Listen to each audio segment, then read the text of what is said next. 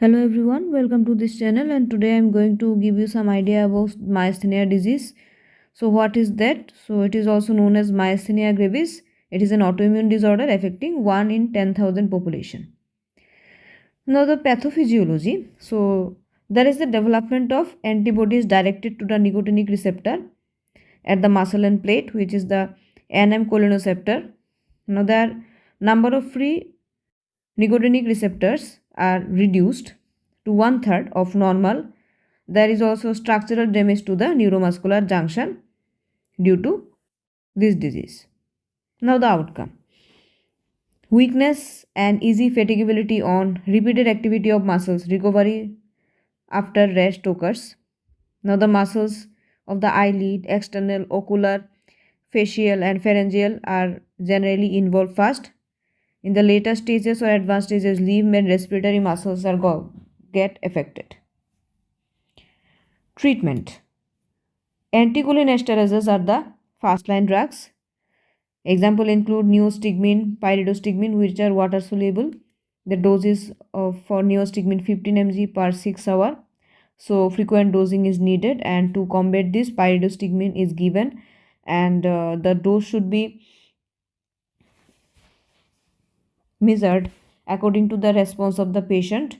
And sometimes there is muscarinic side effects. To combat this, atropine is sometimes given as an antimuscarinic drugs. Now the mechanism of action of these anticholinesterase, which are first line drugs. So they inhibit acetylcholinesterase, that is the enzyme acetylcholinesterase, which causes the hydrolysis of acetylcholine. So thereby inhibit the hydrolysis of acetylcholine so that acetylcholine molecules can repeatedly interact with available nicotinic receptors. So this is the muscle and plate. These are the motor nerve ending. So these tiny molecules are acetylcholine. This is acetylcholine esterase. This is nicotinic receptor, and these are nicotinic receptor antibodies. So basically,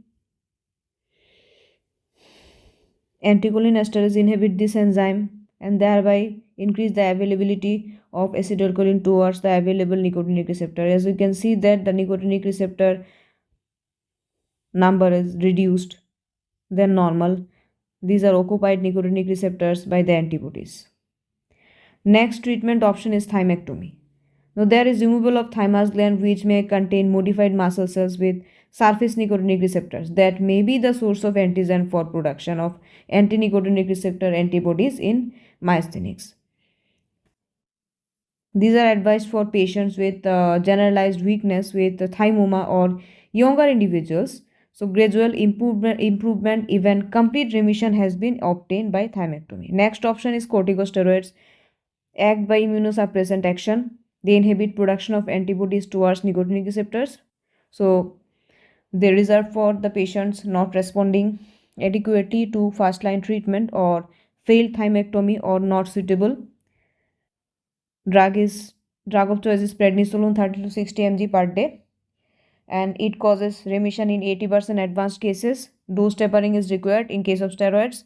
For maintenance, 10 mg daily or alternate days may be given. However, there are systemic steroid. There are disadvantages of systemic steroids, so it should be given cautiously and to those individuals who are not responding well. Next are immunosuppressants. They like azathioprine or cyclosporine. They inhibit nicotinic receptor antibody synthesis by affecting the T cells. So months may take for inducing remission, but the remission is well maintained for a longer period of time.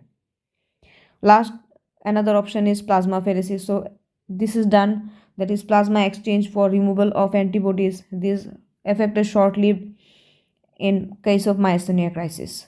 So what is myasthenic crisis? It is an acute weakness of respiratory muscle, and it is managed by tracheal intubation and mechanical ventilation. IV methylprednisolone pulse therapy is given, and anticholinergics are withheld at that time, followed by reintroduction after 2 to 3 days. Now, ventilatory support may be required up to 1 to 3 weeks. Now, plasmapheresis causes early recovery in such case. So, how to diagnose myasthenia gravis.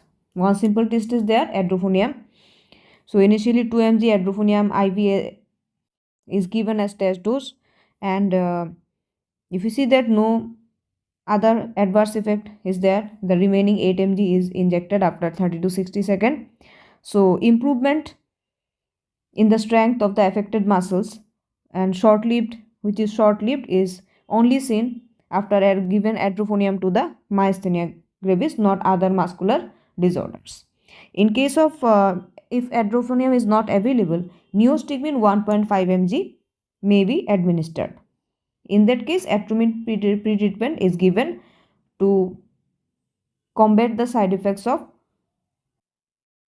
neostigmine.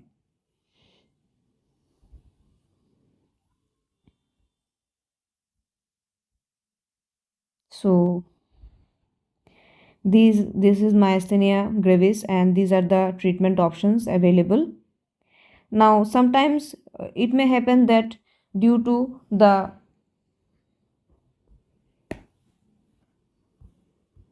in case of the first line drugs, due to persistent depolarization of the muscle and plate, there may be cholinergic crisis as well as myasthenic crisis time to time, and in those cases we should either reduce the dose, or we should change the drug from anticholinesterase to other drugs like corticosteroids or immunosuppressants. So this can be done to minimize the effects. So here I am ending my today's video, and this is a brief discussion regarding myasthenia disease. So in my next video, and if you guys like my videos, please subscribe the channel. Thanks for watching.